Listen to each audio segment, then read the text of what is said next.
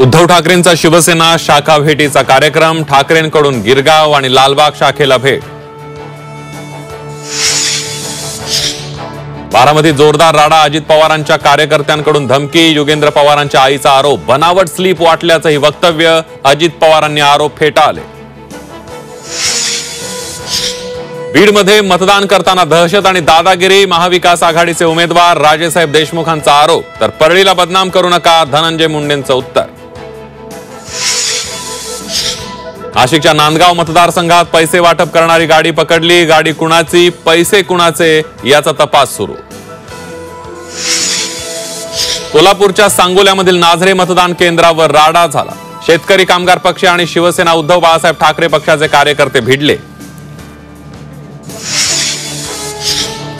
मराठी वाहिन्यांच्या इतिहासात प्रथमच विधानसभा निवडणुकीचा एआय एक्झिट पोल, झी 24 तासवर आज संध्याकाळी 6 वाजल्यापासून पहा झीनियाचा महा एक्झिट पोल।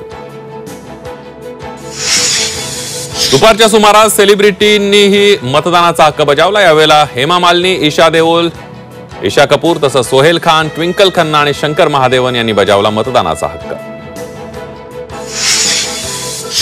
महाराष्ट्रात पिंक पोलिंग बूथ उभारण्याचा प्रयोग, महिलांच्या मतदानाचा टक्का वाढवण्यासाठी प्रयोग, मावळ बूथ केंद्रावर पिंक कलरची थीम।